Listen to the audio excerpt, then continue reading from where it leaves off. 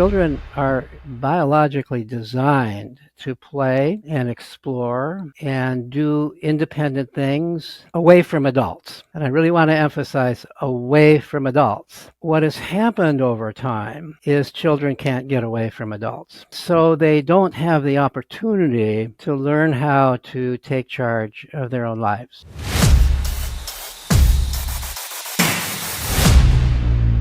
Welcome to Cabin Chat with Jack Schott, the podcast where Jack unpacks the power of camp with experts sharing insights on youth development, leadership, and lessons that shape kids today. Peter, I'm so happy to have you. I'm Jack Schott, and today I've got Peter Gray, an old friend and evolutionary psychologist, founder of the Alliance for Self-Directed Education, with some other folks, and then with Jonathan Haidt and Lenore Skenazy started the Let Grow Foundation. He's the author of my personal favorite Substack. You should all go subscribe. And also the book, Free to Learn, Researcher, Dad, just an all-around great guy. Peter, I'm going to hit you with a tough one right to start off here. You've dedicated your whole life to building kids' autonomy back into the culture that we live in today. Why bother spending so much time and money and energy trying to make that possible? That's a good question. I guess, there's some of us who want to make the world better. There are various ways that it takes a little bit of hubris to think you might make the world better in some ways. and there are various causes that people get involved with. So I got involved with this long ago.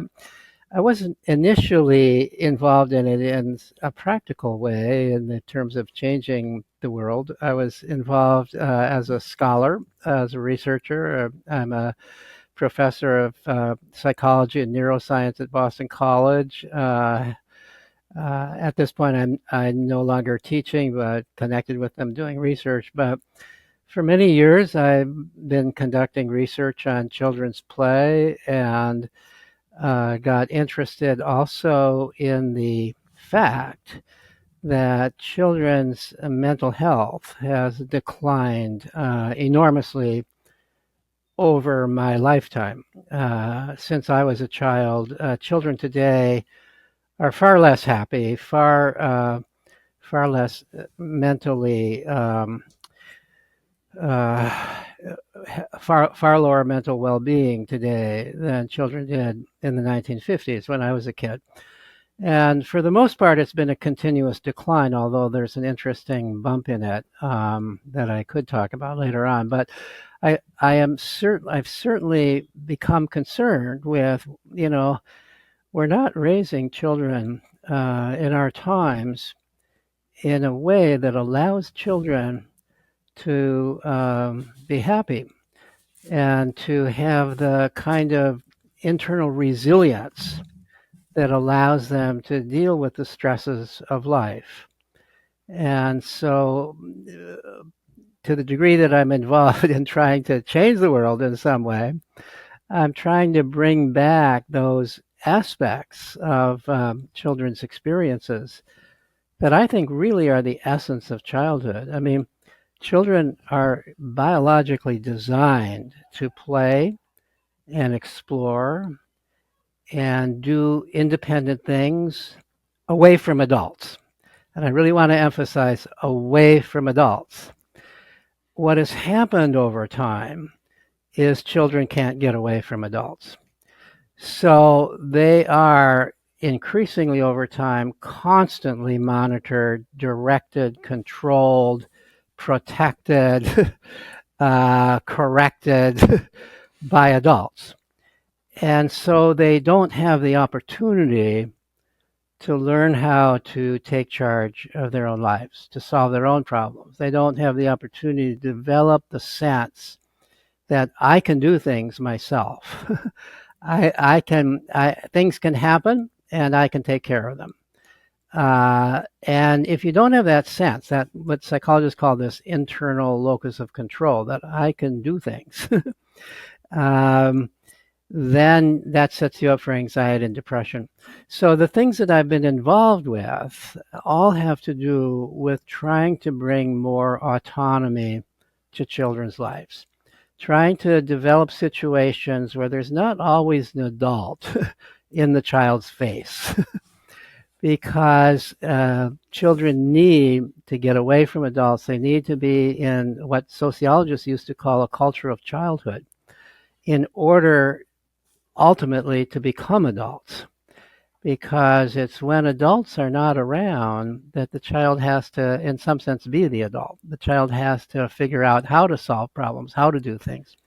So that's a long answer to a question that I could have answered in a sentence or two, but No, so this obviously makes a lot of sense to me. Of course, how could you learn how to make decisions without making them? We need some practice, right? In right. almost anything we do, we need practice. And I see this at camp all the time.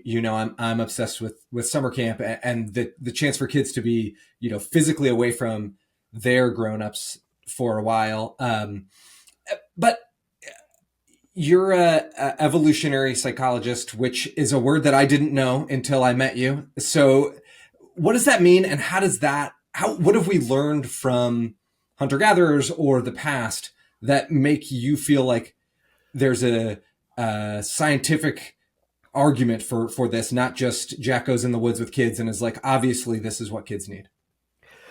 So, evolutionary psychologists are interested in human nature, and how that human nature came about by natural selection. And so I'm interested in the nature of human children.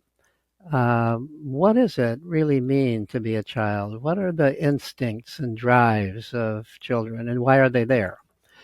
And so that's the framework, the evolutionary psychology framework that I come from. And so, as an evolutionary psychologist, of course, I was interested in children, interested in what are the lives of children in hunter-gatherer cultures like. Because during the great bulk of our evolutionary history, we were all hunter-gatherers, and agriculture only came about 10,000 years ago, which is a speck of time in terms of our evolutionary history. In some sense, we are the product of hunter-gatherer ways of life. Now, there were multiple ways of life among hunter-gatherers, I've become convinced. But to the degree that we can tell by looking at modern hunter-gatherers, those that have, into rather recent times, managed to survive living a hunter-gatherer way of life in kind of isolated parts of the world. There's really, as far as I can tell, no pure hunter-gatherers today. There are groups that are still called hunter-gatherers, but they've all been influenced by Western cultures in one way or another.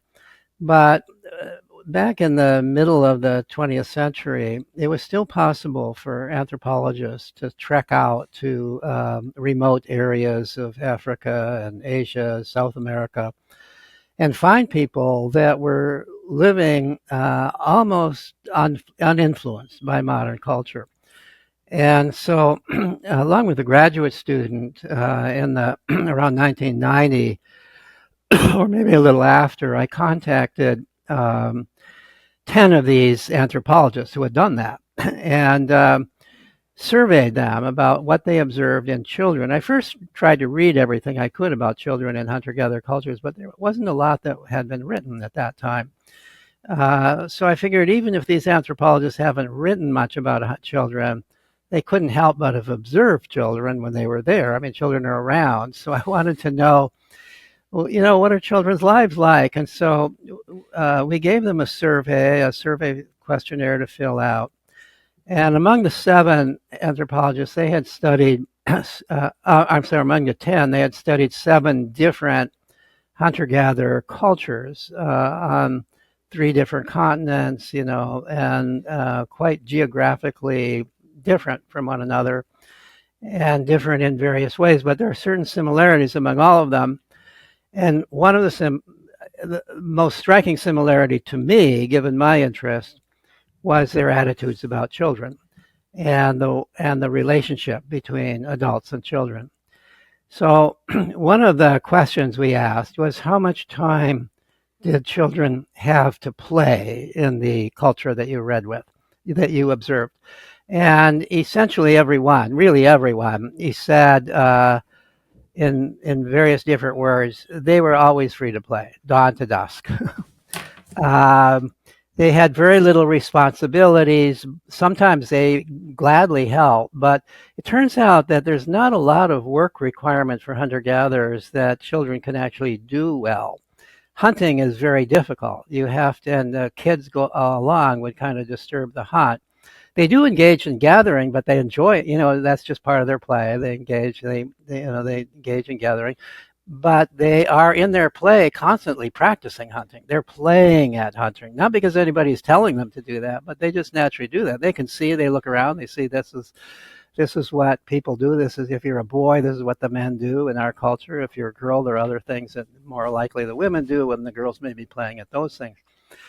So, and the other thing that I learned, and this has even surprised me, I've always had a very kind of liberal attitude, some might say permissive attitude towards kids and child raising view.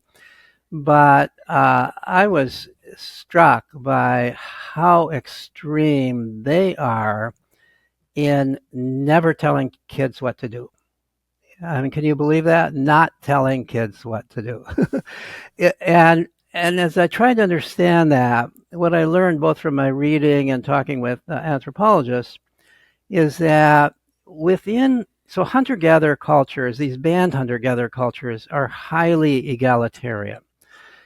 They depend upon constant sharing. They can't survive without sharing.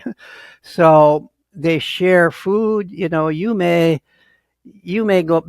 go several days, even weeks, without killing anything if you're hunting big game, but somebody else in your group does, and thank goodness they share with you. And when you get something, you share with them. But they don't just share meat; they share childcare responsibilities. They share information. They share. Really, the unit is the band more so than the family. It's like they're all one big family. There may be anywhere from 20 to 50 people in a band, and they share. Now, they're also extremely wary of anybody who thinks they're better than the rest of the people. So they're especially concerned about young men. Not surprisingly. They're concerned about any young man who thinks too highly of himself. And so they're raising people in a way that you will get shot down, usually through humor, if you in any way brag, or if you in any way boast, or if you in any way try to defeat somebody in some kind of a game, no matter what kind of they have this is the only culture, hunter-gatherer culture, the only cultures that have no competitive games. All their games are cooperative. So they are, the way I look at it is all these different hunter-gatherer cultures have independently discovered that in order to cooperate to the degree that we have to cooperate, we have to treat everybody equal. We have to treat everybody as equally important, and we can't have a competitive kind of attitude amongst ourselves within the band. And part of not acting like you're a big shot is never telling somebody else what to do. Because when you tell somebody else what to do, that sounds like you think you're better than them, that you know more than they do, right? Now, that doesn't mean that you don't, in some subtle way, like if you, as I understand it, I'm kind of making this up, but this is sort of the gist I get from the anthropologists who study there. If I see somebody who's, using an axe and they're not using it right, and I kind of would like to help them, I won't go over and say, you're using the axe wrong, let me show you how. but I might go and start chopping some wood myself, doing it in an appropriate way so that they can see me do it. I asked them as well, is there any case where there's sort of teaching going on, like teaching as we think of it, sort of verbal instruction? And what I learned is there is some. So, for example, the adults will point out to the kids, so don't eat those mushrooms. Those mushrooms are poisonous. There are certain things that you don't want kids to have to learn by trial and error, because if they make an error, that's the end of them. So those kinds of things they teach them, but they don't teach them anything about how to hunt or how to gather or how to build huts or how to sing the songs of their culture or do the dances of their culture, or they have rich cultures, but they just assume the kids are going to pick this up. The kids are going to observe, they're going to play at these kinds of things, and they're going to become good at these kinds of things. So from the age of about 4, which is the age at which hunter-gatherers regard children as having common sense and don't have to be watched by adults all the time.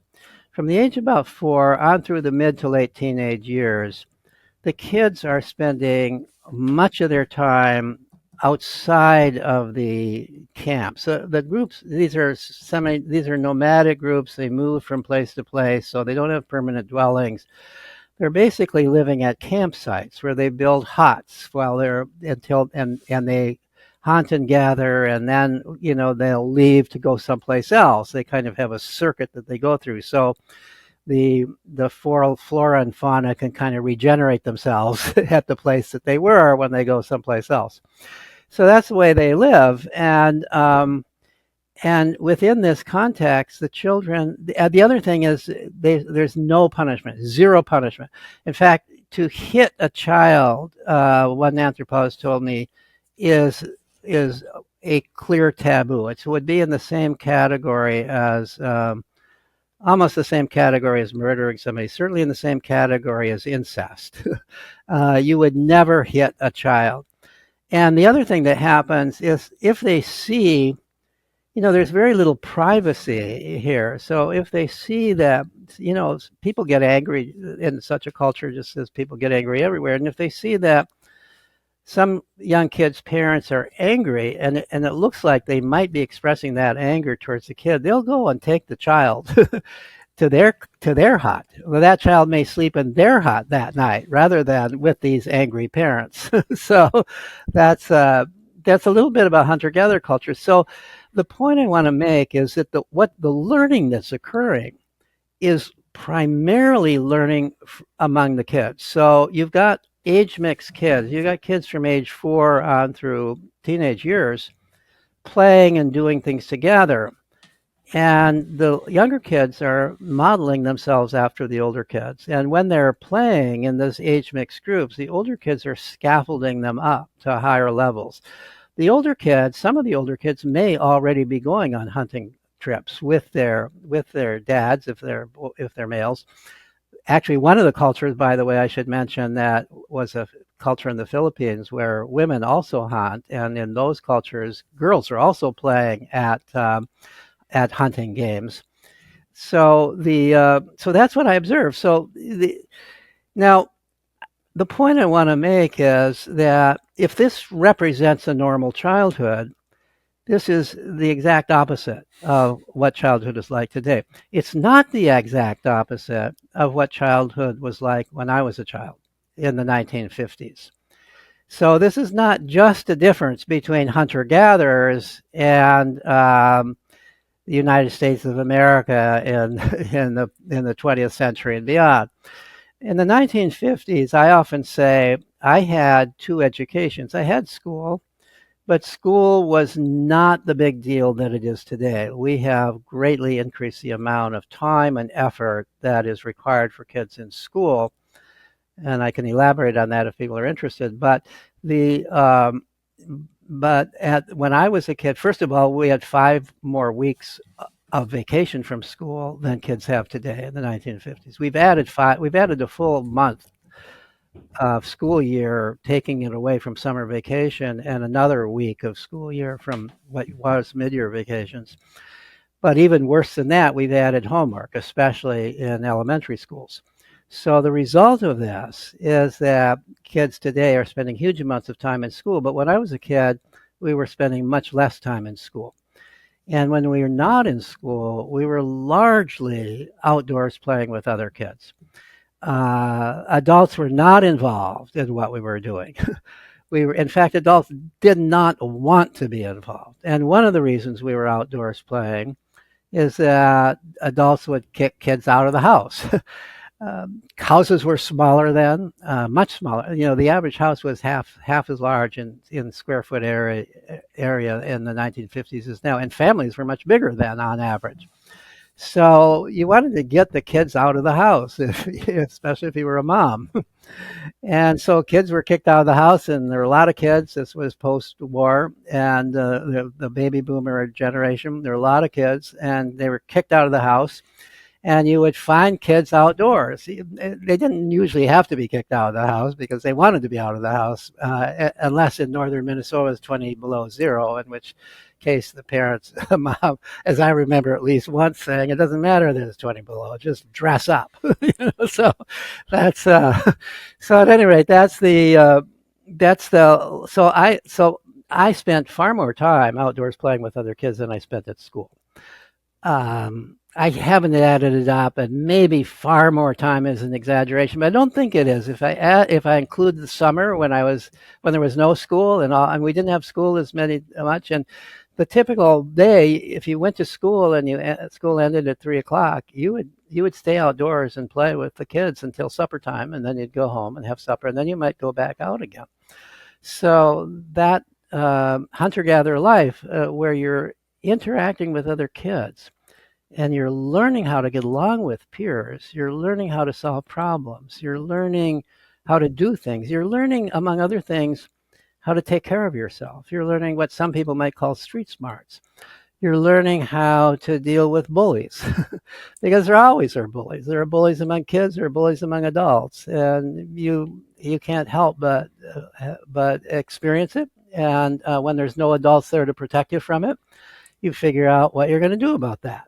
And there are different ways of different kinds of people solve those problems. In those days, it was possible to get lost because we didn't have GPSs in our pockets, and you'd get lost and you'd find your way home. You would get into trouble and you'd find your way out of trouble. So there was a lot of problem solving going on. There were a lot of, and this was people's own efforts. So children developed an internal locus of control. They developed this sense that I can solve problems. But over time, since the 1950s, we gradually changed all this.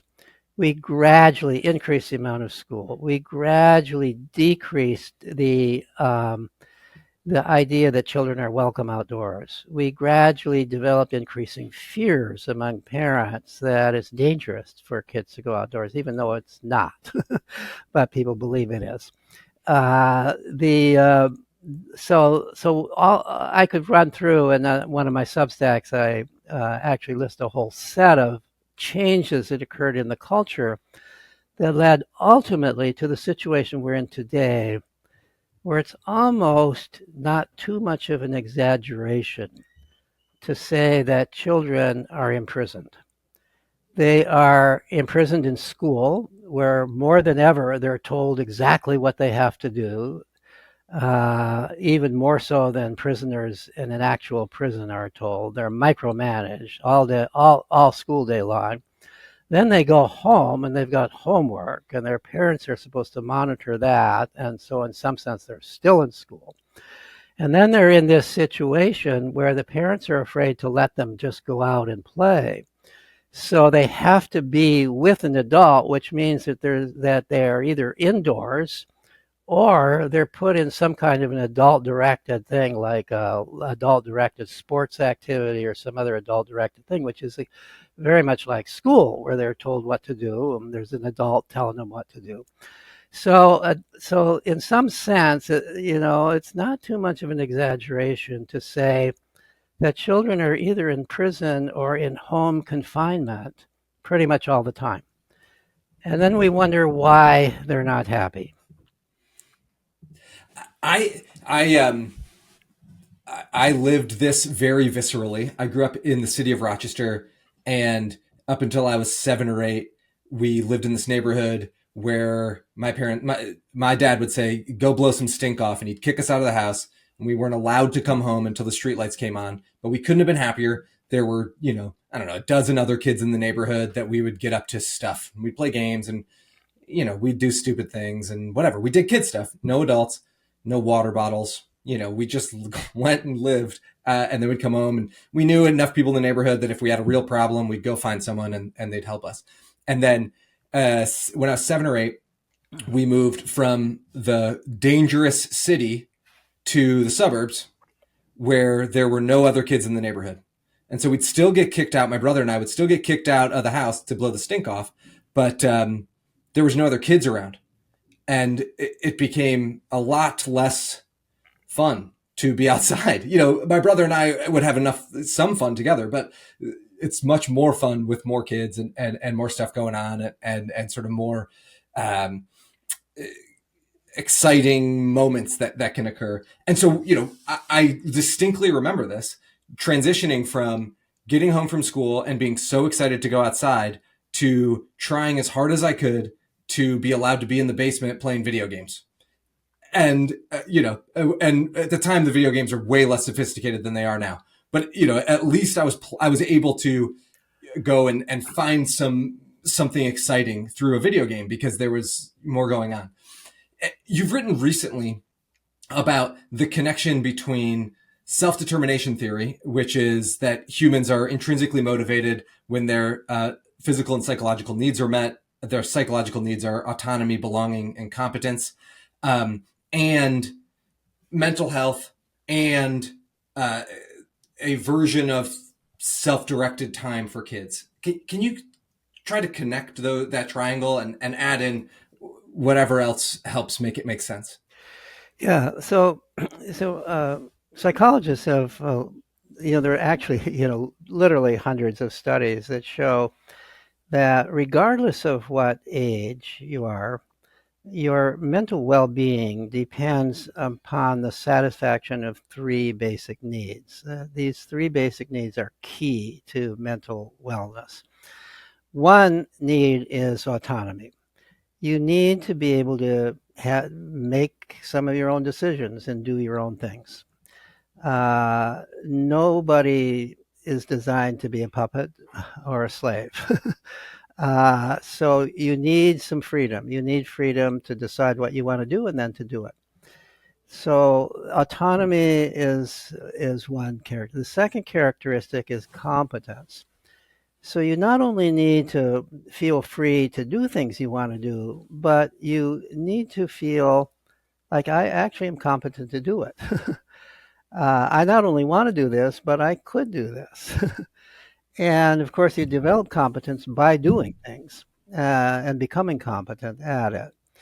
And then the third need is for friends. Really, the people doing this research call it relatedness, but it's really or connectedness. You need a network of peers.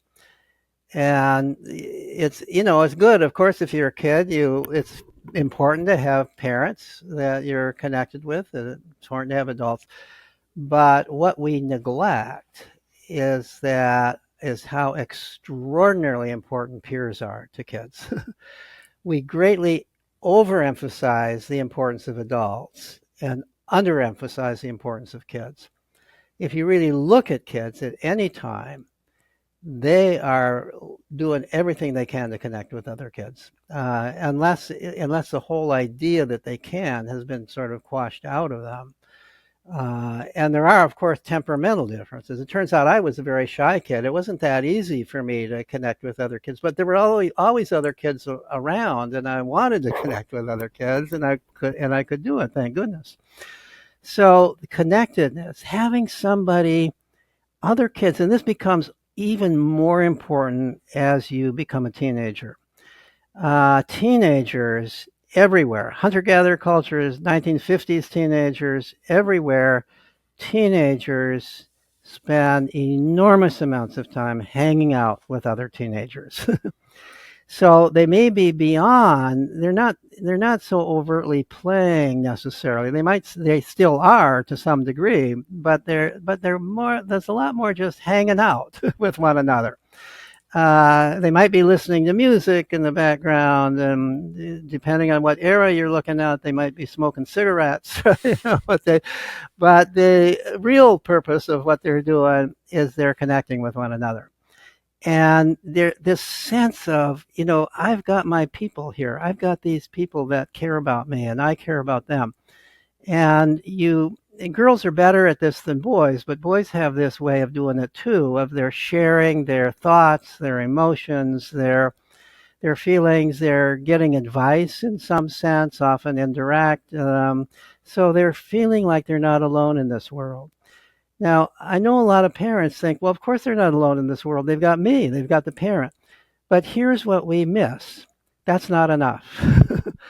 They need other kids. And in some sense, and I don't mean to diminish the role of parents, but we adults exaggerate our role. We're less important to children's development once they're 4 years old. Of course, we've got to feed them, but we're less important to their development than peers are. And that's hard for parents to admit, especially in this day and age. I think in the 1950s it was this easy. Yeah, I'm not important. Get out and go with your peers.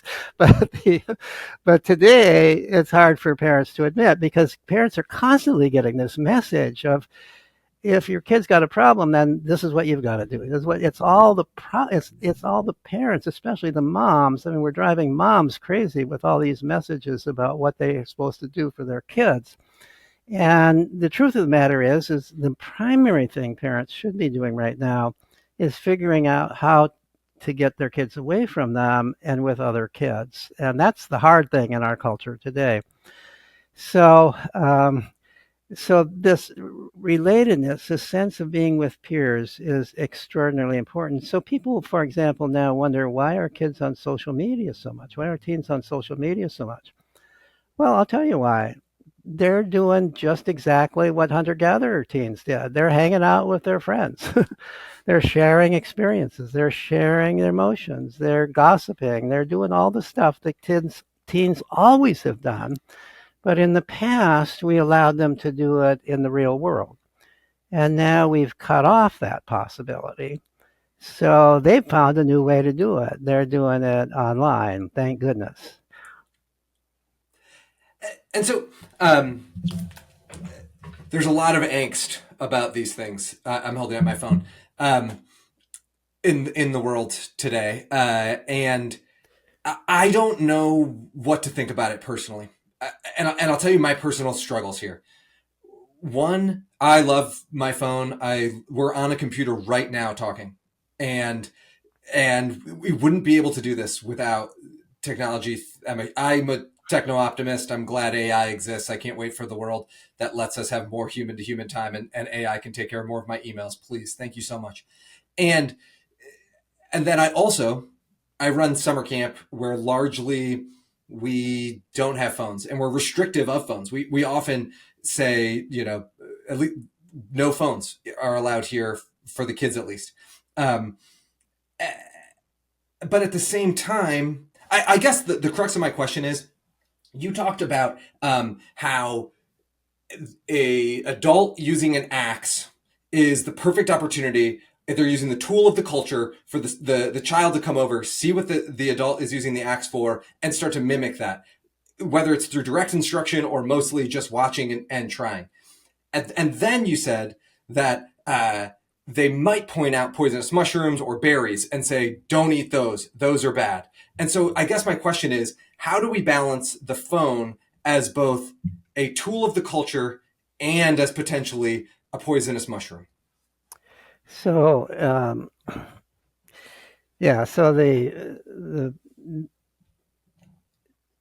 so here's, so the first thing, let me say, if I ran a summer camp, I would say no phones at the camp. And it would probably be, I don't know what your experience is, it would probably be the parents who would protest.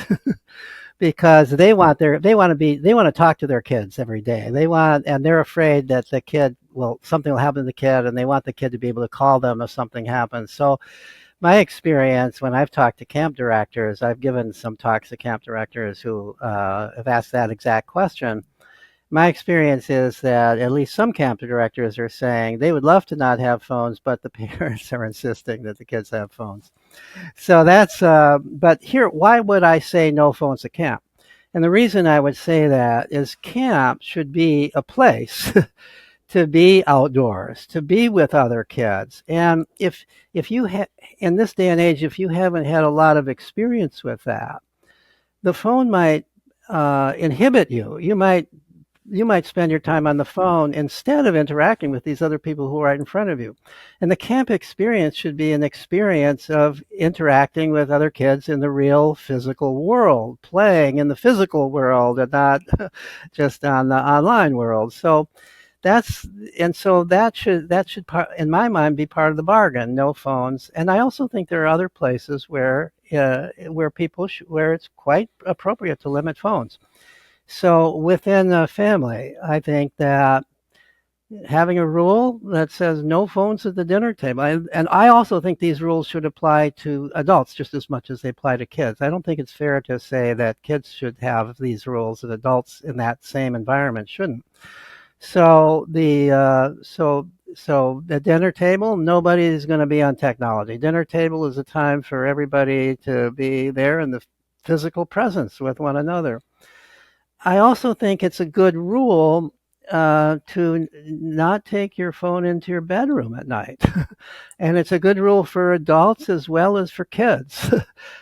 Because that phone might keep you awake. You just might be tempted to look at it. The damn thing beeps, and you answer it, and then you're up late at night, and then you're suffering the next day from lack of sleep. A lot of kids are missing a lot of sleep, partly not just partly from homework, but also partly from the phones. So there are these problems. I also think that so this is kind of the analogy to mushrooms. I also think that it's important to point out to kids realistic dangers and to teach safety rules. So when I was a kid, adults did not prevent children from going outdoors, but most adults who were conscientious adults taught safety rules about being outdoors. So I remember, for example, believe it or not, when I was 4 years old, we lived at that time in Minneapolis in a very busy street in a working class district of Minneapolis. And my mother was a single mom at that time, and my grandmother lived with us, and she was somewhat crippled. And so when I was 4 years old, she would send me 2 blocks away to buy stuff in Minneapolis, very busy street, area of Minneapolis that some people regarded as a dangerous area. She didn't think twice, except that she taught me how to do it. The first time I went, even though it was hard for her, she went with her cane. She walked me there all the way and all the way back, showed me how to cross the streets. Then she had me do it by myself while she sat on a stoop and watched me at least as far as she could see me and watched me come back. And she allowed me to buy a popsicle. That was the motivation for my doing this. So, and then after that, she would send me, this was actually 1948. She would send me to buy cigarettes for her. So that was my 4 years old experience. But the point I want to make is she didn't just send me out there. She taught me how to do this so that I would be safe. And I remember parents, even back then, would say, even though there wasn't such awareness of it, but parents, at least enlightened parents, would also give other kinds of advice. So advice like, so if somebody stops their car next to you and they invite you into their car and they're going to give you candy, don't do it. So there are certain kinds of common sense things. They also taught us, and this is common sense, if you get lost, go knock on somebody's door and ask for directions. So this is good common safety advice. The 99.9% of people are helpful to children, and if somebody's not, you just go away. So there's all kinds of advice about how to be safe outdoors.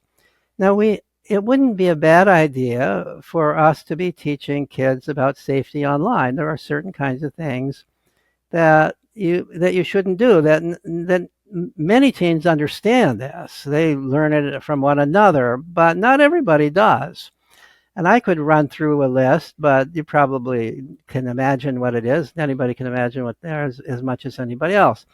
But I think it's important to teach safety rules. So those are the things that I think are the taking taking the cell phone away from the child is no different in this day and age from taking the opportunity to go outdoors away from a child back when I was a kid. You are depriving the child of a major means of play, a major means of communicating with friends, a major meaning of connecting. Among other things, kids use the cell phone in order to arrange how to connect in the real world. They'll say, well, uh, yeah, I've got this and all these things on my schedule, but I've got a little time between this and this. Are you free then? Can we meet in such and such a place? And would your parents let you out? This is a lot of what they're talking about. So some people, I think Jonathan Haidt, who wrote this awful book on claiming that the whole problem is the cell phone, he believes that somehow you take the cell phones away and then somehow magically the kids are going to be outdoors playing with one another. But the truth of the matter is, by 1990, we had already pretty much reached the point where kids were not outdoors playing with one another. We had already reached the point where most kids were being prevented in various ways from going out freely to play. And it's interesting that, I talked about the increase in anxiety, depression, suicide. All these rates increased tremendously. The rate of suicide, for example, was about 4 or 5 times in 1990 what it was in 1950. And then interesting. Here's what's really interesting that most people aren't even aware of.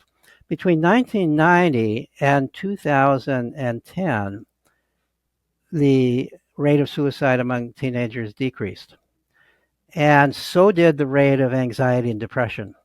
Not all the way back to 1950s levels, but about a third of the way back. A significant decline, which even I had ignored. Everybody's ignored this. People pay attention when bad things happen. They don't notice when good things happen. Why did that occur? I've been looking into every possible reason why it occurs, and there's only one reason that makes full sense to me. The 1990s is when kids got computers.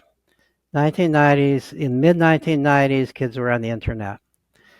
When kids got computers in almost every home, and this has been documented, the kids became the computer experts. You had a reversal of authority in some sense because the parents became dependent on the kids. The kids figured out how to use these newfangled things, and they taught the parents how to do it.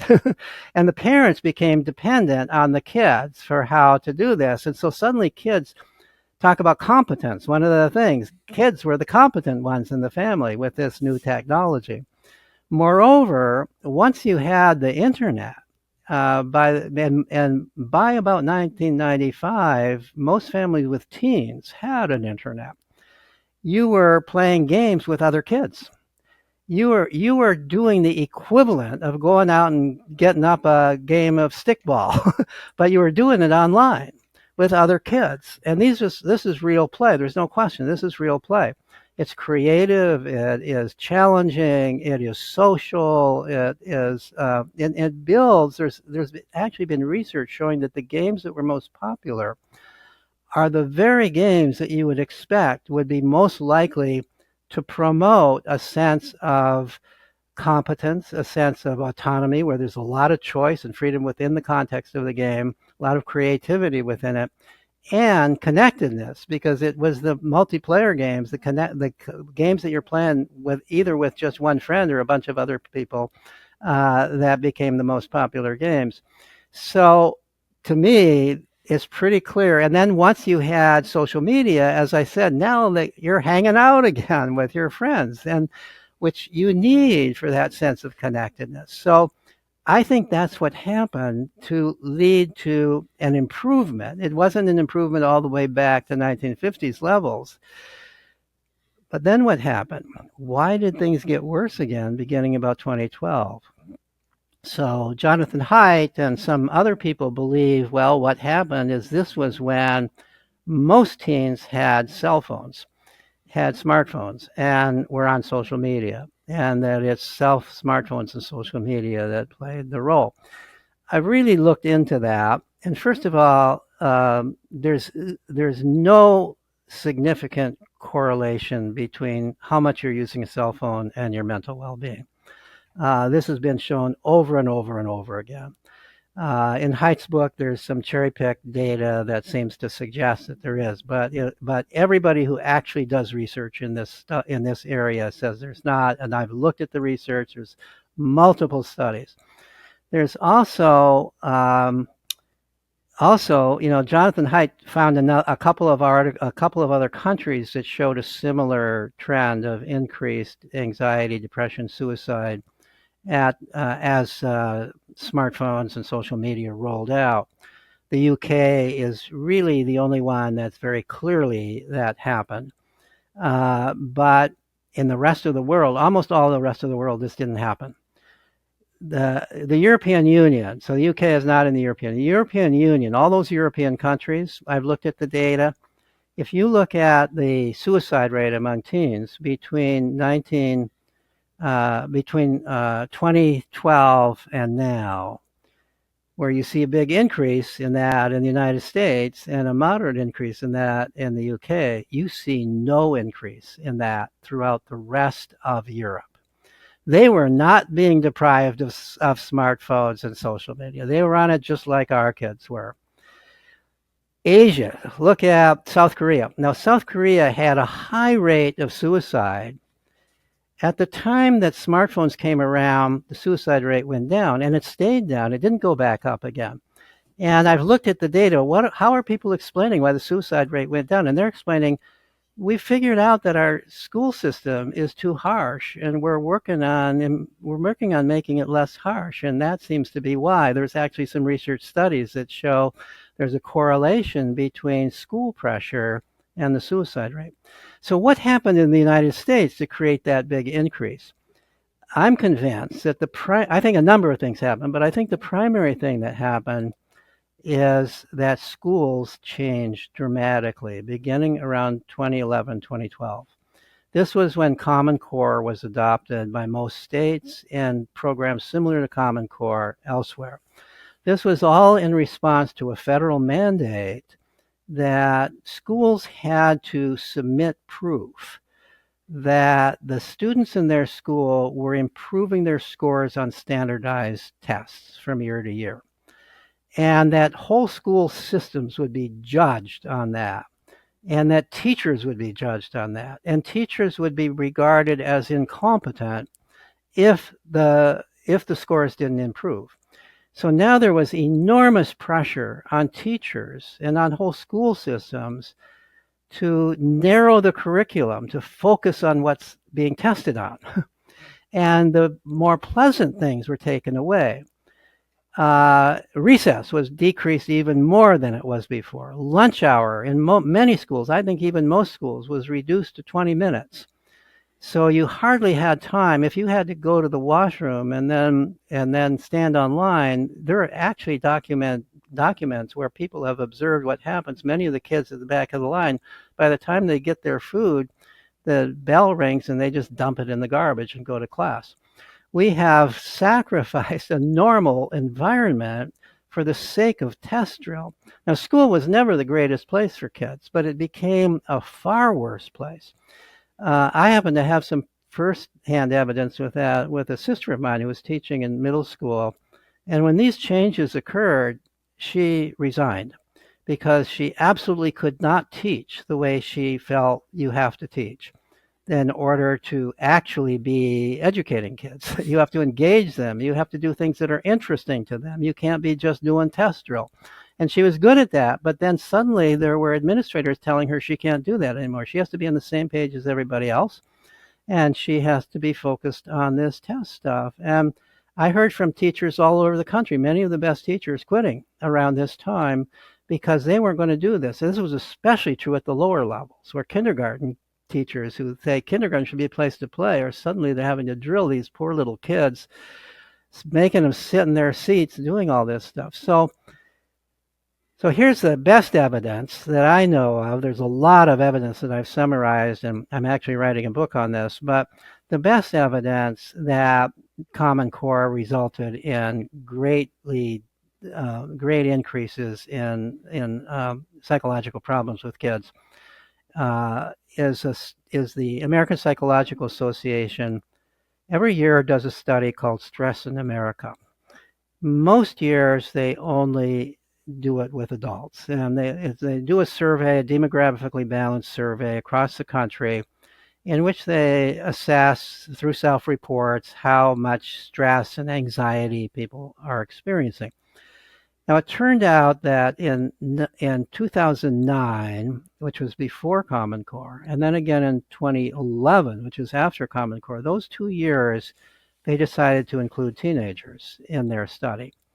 And what they found with teenagers is that in 2013, teenagers were the most stressed out people in the country. They were more stressed out than adults were.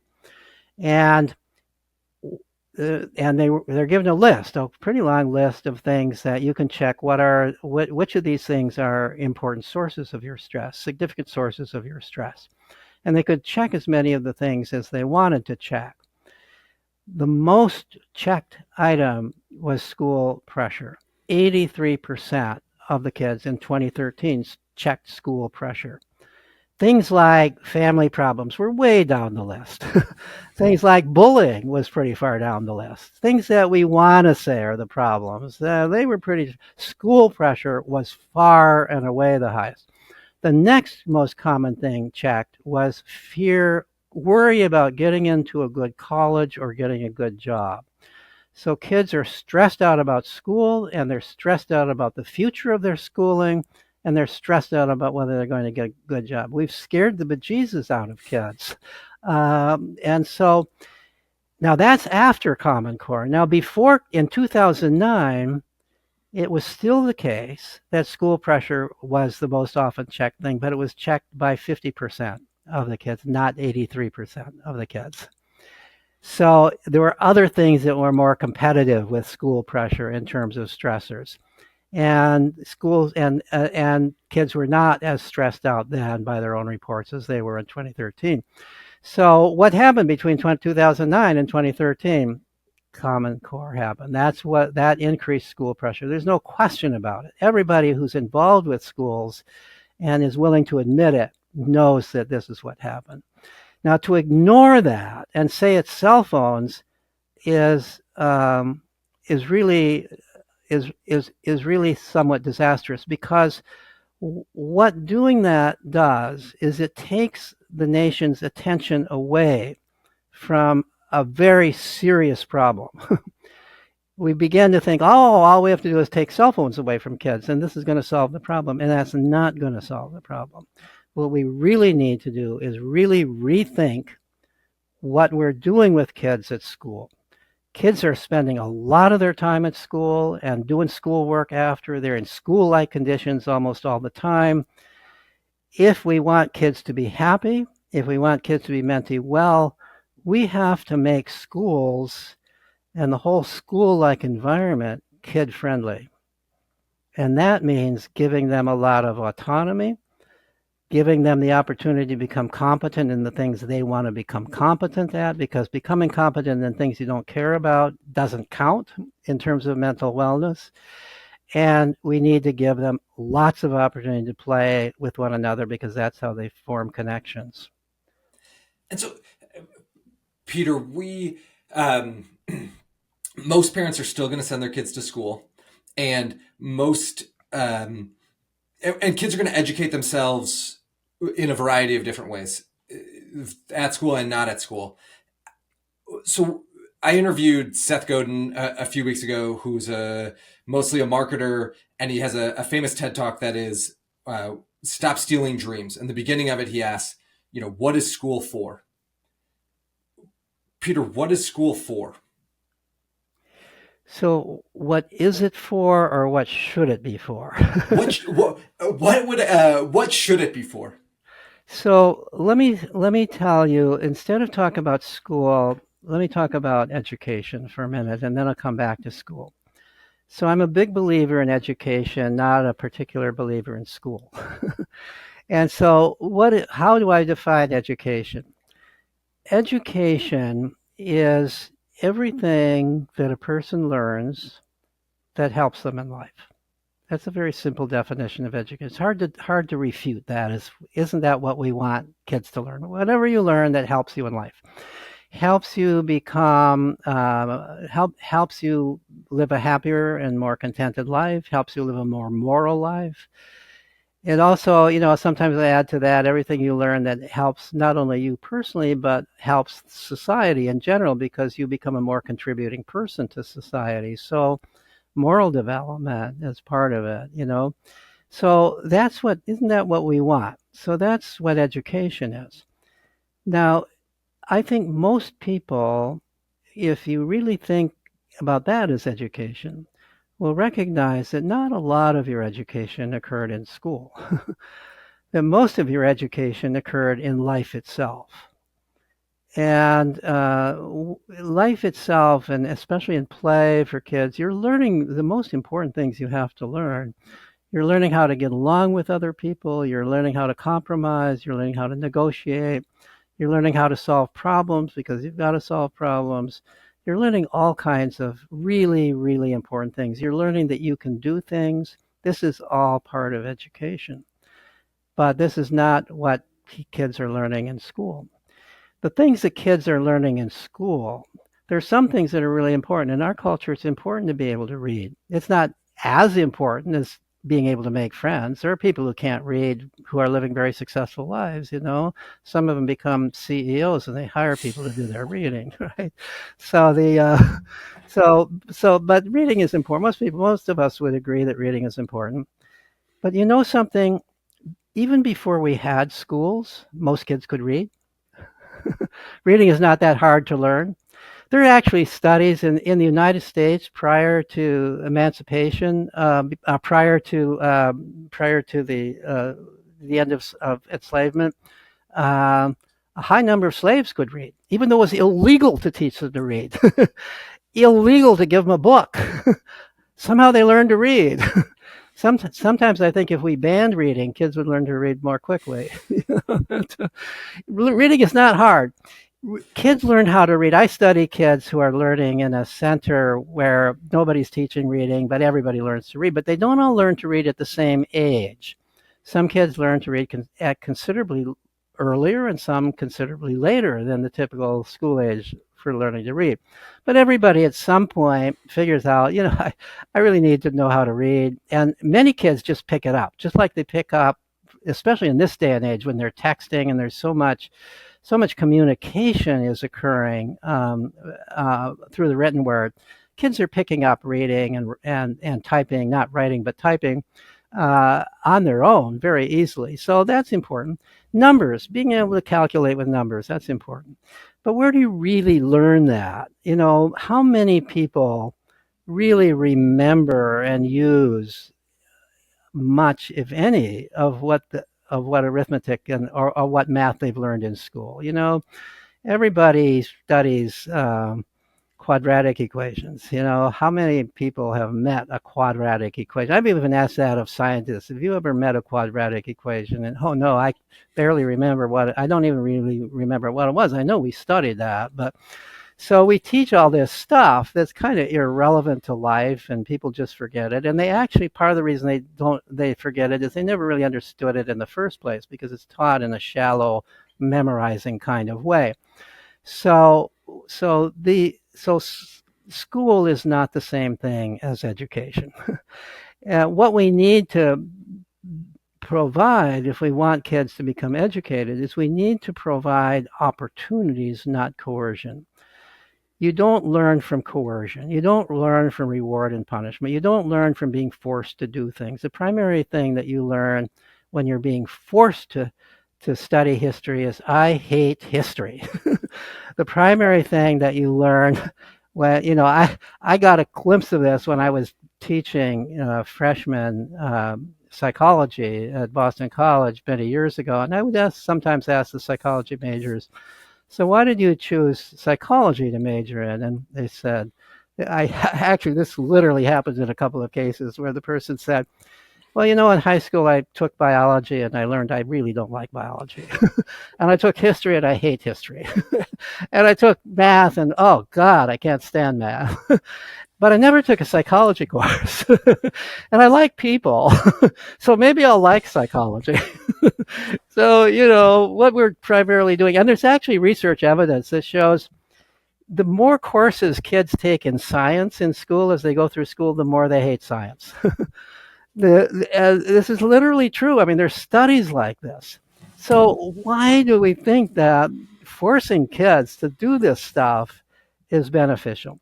It turns out it's a cruel game that adults have said, cruel, because the children are the victims of this game. And the game is this: what school or what parent or what school or what school system or what nation can produce the highest test scores in their kids. And the kids are the pawns in this game. The worst thing that happened worldwide for education is the international PISA tests, where kids across the world in nations that have adopted this all take the same standardized tests in their language. And nations compare themselves and pride themselves in how high the kids score. And in fact, because we were doing so badly on the PISA tests, that was compared to the East Asian countries, that was one of the reasons that the federal government decided we need to model the East Asian countries. We need to have a school system more like theirs. They weren't paying attention to the fact that the suicide rate among kids was through the roof already in those countries. That was irrelevant to their considerations. It was the damn test scores that they were looking at. So the work you do now is to try to understand the current state, understand what happened before us, and then try to paint a potential future. And there's an expression that is something like, the future is here, it's just not widely distributed yet. And so what are some examples of what school or education can look like or does look like that is self-determined and supportive of autonomy, relatedness, and competence? So there is a certain sense in which the future is here for some people, and the future is on its way, and the future does not entail an improvement in our standard school system. We're moving towards the future because an increasing number of families are taking their kids out of the standard school system. There's been an increasing number for the last 2 or 3 decades, but it really accelerated during COVID.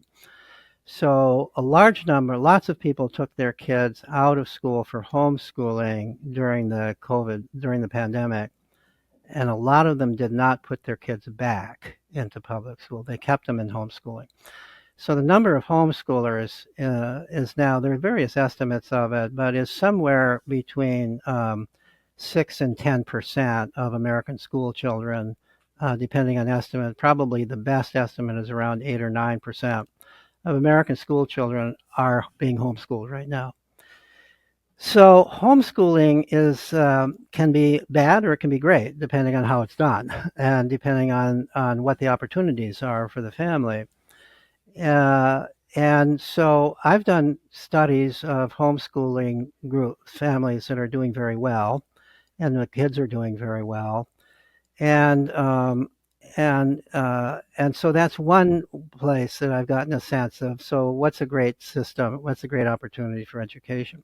the other thing, even many years ago, in fact, in some senses where I got started in this whole thing, I got interested in a remarkable alternative school called the Sudbury Valley School in Framingham, Massachusetts. And for anybody who reads my book Free to Learn, I tell the story there, and this is something that really changed the whole trajectory of my career. I had been doing brain science in the lab up until then, but my son had been going to school and hating it, absolutely hating it, and it was a fight every day to get him to go to school. And he fought the teachers at school, not physically, but in every other way. He resisted it.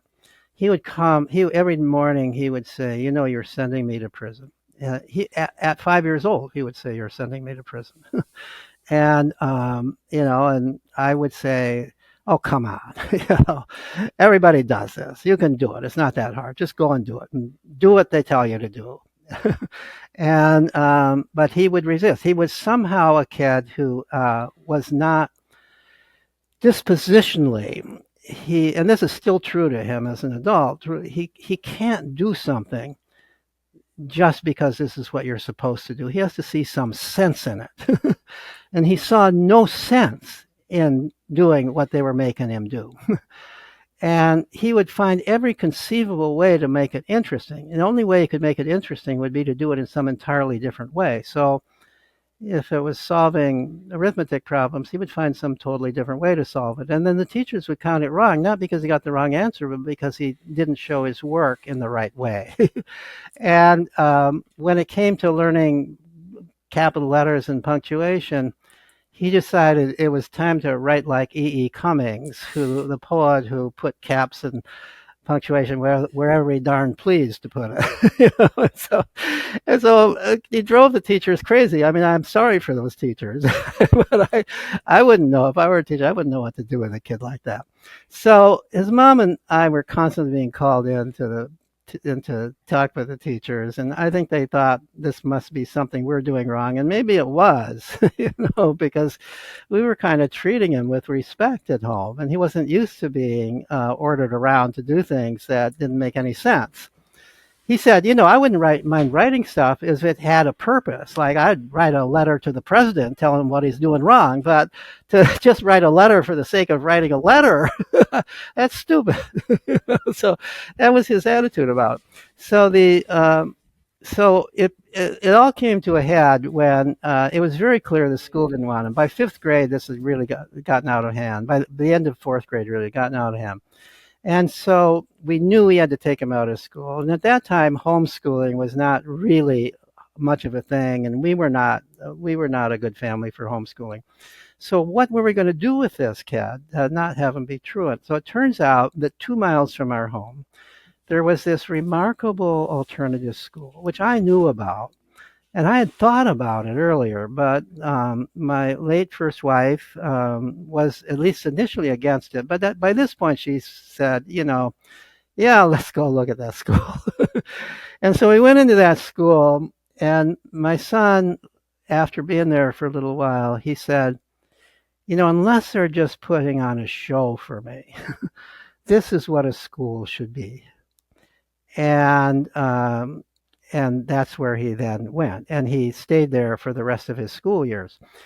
And so let me tell you what this school is like, because this is a school that's now been in existence for about 55 years. It's got hundreds of graduates who are doing well in the world.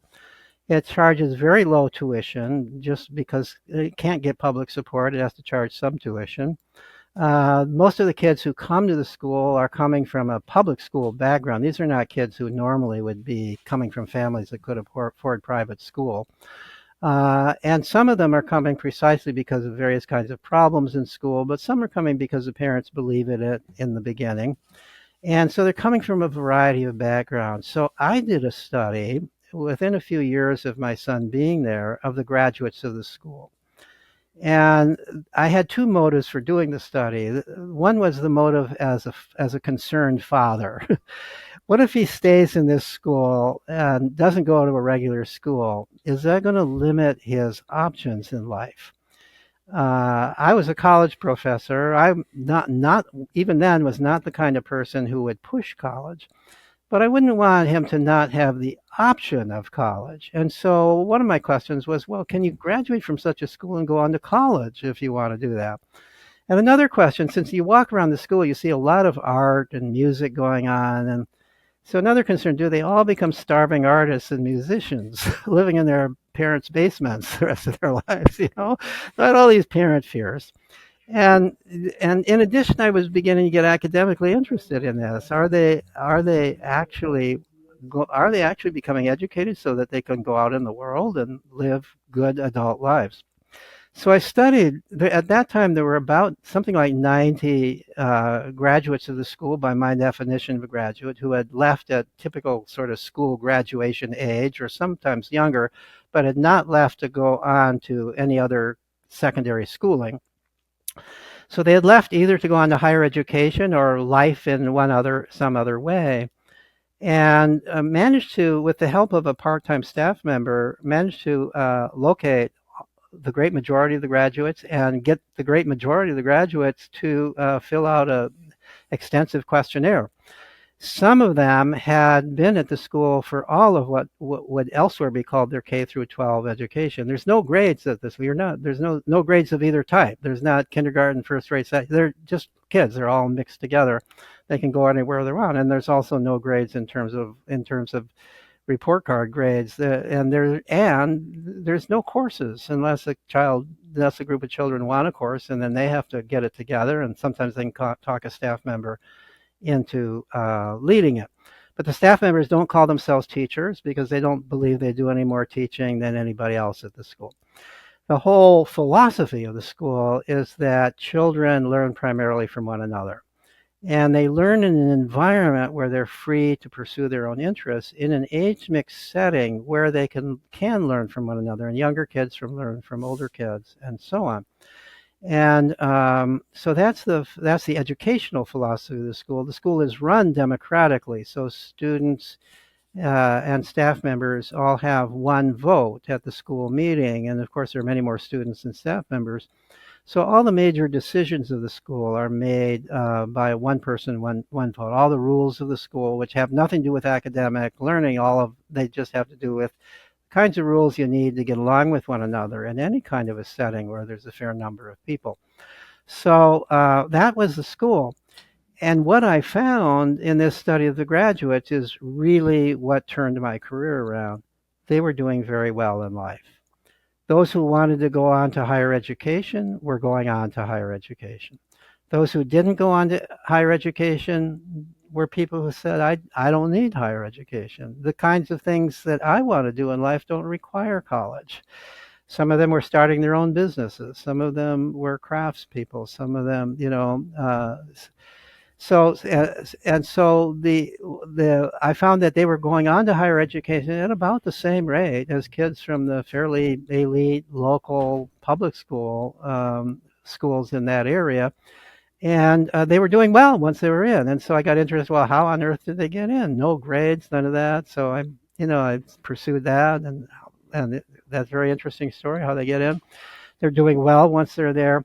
One of the most interesting things I found in that study is that when I asked them about their careers, what career they're interested in, or if they're in college at that point, what career are they aiming for, I found that their careers matched very well with what it was that they were most interested in and played at the most when they were kids at the school. So play is sort of how you discover your passions, how you discover what you really love to do. And when you have lots of time to play at it, you become good at it. And once you become good at it, we live in a world, people complain about the job market, but we live in a world in which if you are really good at something, there's probably a way you can make a living doing it. You have to be really good at it. You have to be passionate about it. And you have to really want to do it. But there's probably a way. I became convinced of that by seeing how these young people were pursuing amazing careers that they were passionate about. One was an inventor. One was a ship captain. One was a professor of mathematics. That's the one that went to college. The others I could tell similar stories. So they had developed real interests as kids, and then they were pursuing that. That's very different from the typical kid in our coming out of our public school who hasn't had time to develop a real interest, doesn't really know what their passions are, choosing careers based on, well, maybe I'll make a lot of money doing this. Oh, I'll be a doctor, I'll be a lawyer, or I'll be a business executive. These are prestigious careers. Maybe I'll do that. But they don't know anything about what it is to be a doctor or a lawyer or a business. And so they go on, they spend a lot of money to get educated in this, and then they go into it, and then a good number of them learn, hey, I actually don't really like being a doctor very much. We have a lot of unhappy doctors. Very high suicide rate among doctors. A lot of unhappy lawyers and a lot of unhappy business executives because they're going into these areas because it sounds prestigious to them, and they can get there by doing well in school. But that doesn't mean that they're actually good at it or that they really and truly are interested in it. So I discovered that when kids are left to pursue their own interests, they figure out what they want to do. They become good at it, and then they go on to careers. So that's my model of education. Now, a school like that, I think, works for anybody, with few exceptions. Somebody who has a very severe brain disorder, who really needs the help of somebody who knows how to work with somebody with that brain disorder. I'm not talking about things like ADHD. There's a lot of kids diagnosed. They do fine. I'm not talking about kids who are a little bit out on the autism spectrum. They do okay too. They do fine. In fact, it's a good environment for them. Those farther out on the autism spectrum need the kind of help of somebody who is aimed at being able to help that, and they wouldn't do well in that setting because they don't have enough social skills to interact with the others and learn from others in the ways that you have to learn from others at a school like this. But by and large, there are kids diagnosed with dyslexia. The school system has decided they can't read. They go to the school and they learn how to read. This has happened over and over and over again. I've become convinced that dyslexia, most of the kids that get diagnosed with dyslexia are diagnosed with that because they've been going through the regular school system. Probably they're a little slower at learning how to read, and they aren't learning how to read at the time they're supposed to learn how to read, and then they get really nervous and ashamed of it.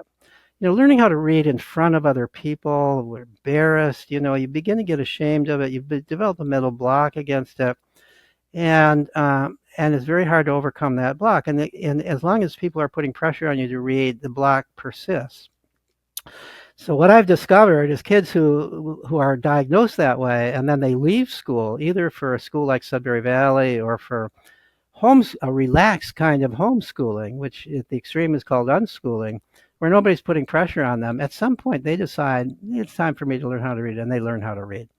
I have yet to find somebody who can't learn how to read in that kind of setting. There may be such people. There probably are such people, but they're very rare. They're very, very rare. I actually think I met one such person who was a college student of mine, a very intelligent person who really, I think, had a kind of brain difference and they didn't enabled him, prevented him from being able to read, and he had a tremendous memory and all kinds of compensatory abilities. So I think it may exist, but it's very, very rare. So I haven't put this exactly together, even though I've read largely as much as I can imagine that you've written. That the argument that you're sort of making is that curiosity is the number one skill. The number one skill is maybe not the right word. The number one drive. If we can optimize spaces for kids to have a chance to be curious, then we can mostly get out of the way.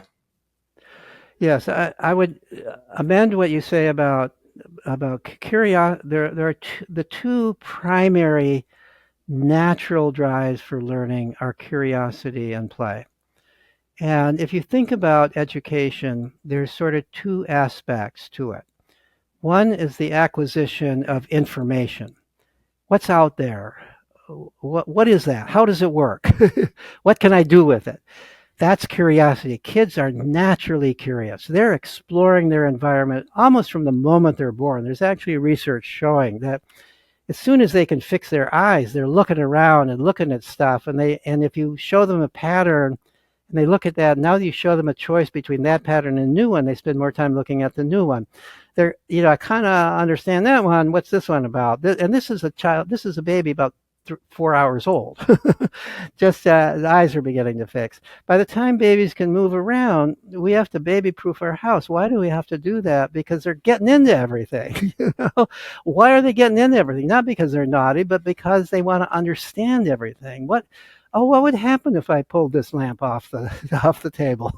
What would happen if I stuck a bobby pin in that electric outlet? So that's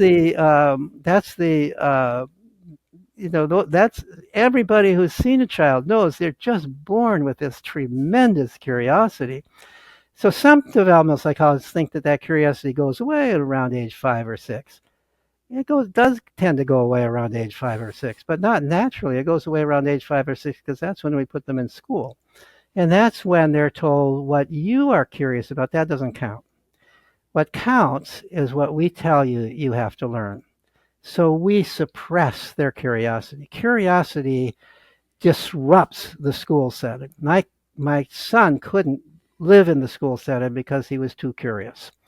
And he was not willing to suppress his curiosity. He was not willing to suppress doing things that he really was interested in and really wanted to find the answers to, as opposed to stupid things. So so curiosity is one, but the other part of education is skill development, becoming able to do certain things. And skill development comes from play. Curiosity is looking around, exploring things. Play is doing things. And when you're doing things, you're developing skills. And it's very interesting that throughout the world, when children are free to play, they play at the very skills that are most important for people anywhere in the world. So what do they play on? I mean, we're the animal that communicates by speech. Children play at speech. They learn to talk through play. Children play. We're the animal with opposable thumbs. We have always survived by building our environment. Children play at building things, constructive play. We are an incredibly social animal. We can't survive without knowing how to get along with other people. So children play socially. They practice getting along with other people.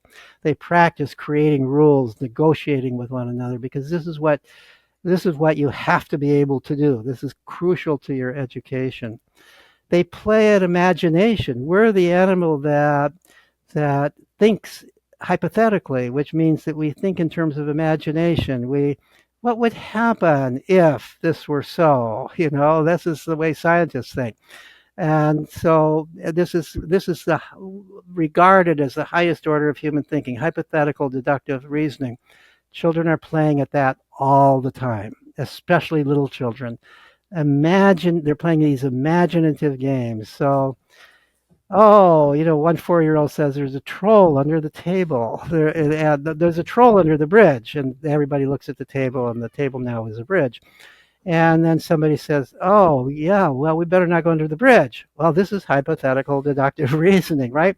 And then somebody else says, well, maybe we could give the troll a cookie and then it wouldn't eat us. Well, again, this kind of play that is so natural and we look at it and we're not impressed by it is terribly impressive if you think about it. Think what those kids are doing. Think the level of thought that they're engaged in, what they're practicing in. Not because any adult is instigating this. They're doing it. So play is how you develop skills. So curiosity and play are the cornerstone. And if you add in nature, they're the cornerstone to sleepaway camp. Sleepaway camp is a perfect tool to build autonomous relatedness and competence. It is away from the child's grown-ups. There's other grown-ups there.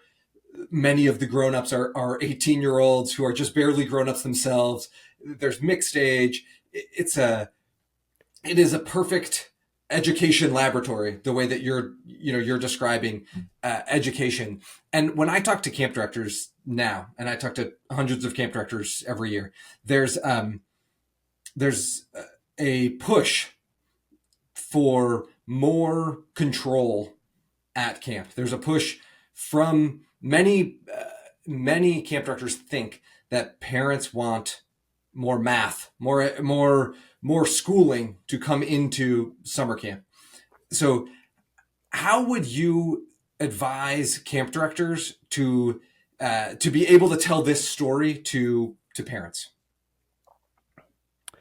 Well, that's a really good question, and I often think when I talk with people who are faced with this problem. In some cases, camp directors. In some cases, they're believe it or not, school principals who want to bring more play into the school, and the parents are resisting it. um, and the first thing I say is your real job as an educator is not educating the kids; it's educating the parents. You have to take that job seriously. And parents aren't bad, but they're ignorant. They don't understand, and they're made ignorant by the rest of society because they are constantly getting messages about teaching. Toys are supposed to be teaching them something, rather than something you're just playing with. Parents, it used to be in the 1950s, the parents' job, if you call it a job, but most of them wouldn't have called it a job. Everybody calls it a job now, and it is. But back then, it was a job until the child was 4 years old. But then after that, you were free. But but to the degree that parents had a job, it was to provide shelter for the child, to provide clothing, and to provide food, and to provide love, to love the child. That's pretty easy. It's hard not to love your child. But teaching your child, that was not part of the job description. Now it's become part of the job description. So it pollutes the parent-child interaction, because instead of just accepting the child, loving the child for who they are, enjoying the child, now they're constantly trying to teach the child. So the poor kid can't get away from being taught. And so parents need to learn that children, in today's world, a big part of the job of parents ought to be to figure out a way for my kid to be in a setting where my kid is with other kids and can truly play without adult direction and control. That's the difficult thing. Now, I'm working on this, and one of the ways I'm working on it, I published an article a little more than a year ago in the Journal of Pediatrics about all of the kind of stuff I've just been talking about, but loaded with references and evidence that children need freedom to learn, to grow, to be mentally healthy. And I deliberately published in the Journal of Pediatrics because I'm trying to get to pediatricians.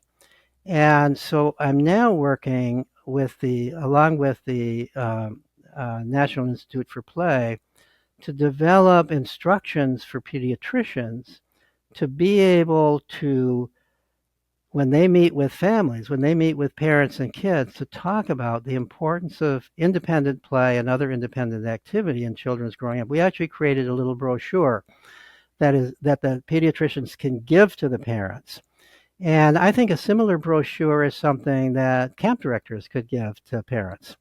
And they could say, part of the requirement for applying for sending your kid to this camp is that you join a meeting with us where we talk about what's going to happen at this camp and why. When we don't jump immediately if some kid skins their knee, it's not that we are negligent. It's because we want the kids to take control, to figure out what to do. If they come to us and say, hey, I skinned my knee, yeah, great, we'll do something about it. But we're not going to act like this is a big emergency. If there's a little squabble, if there's actual physical fighting, that might be another thing. But if there's a squabble some disagreement between kids, we're not going to step in. because the learning experience comes from their figuring out how to resolve this.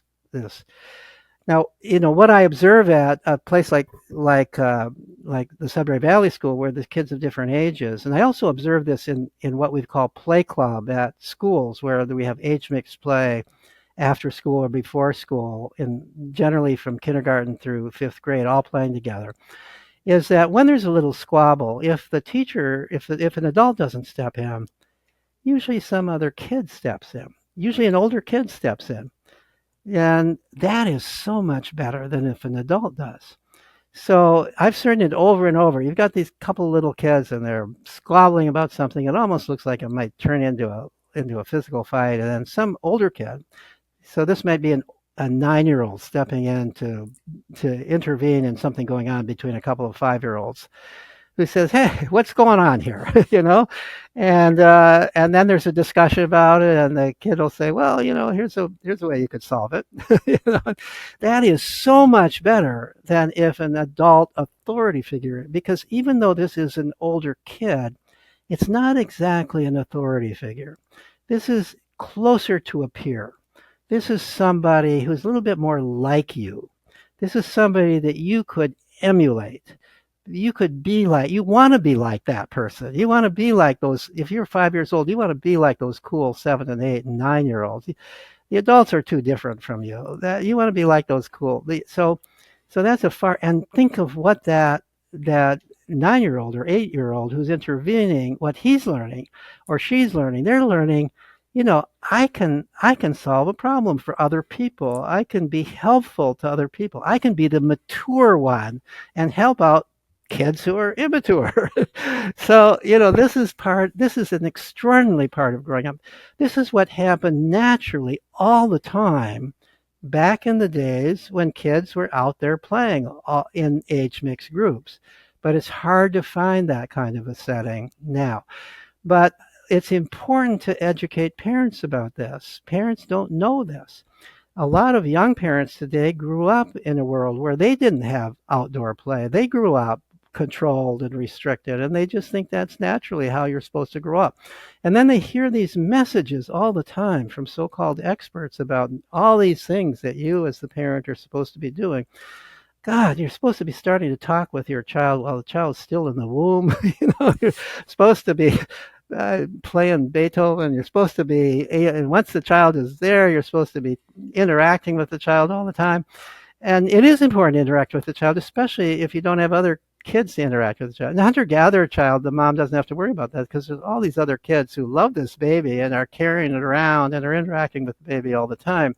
But if you don't have that, yeah, it's important while your child is little to interact with it.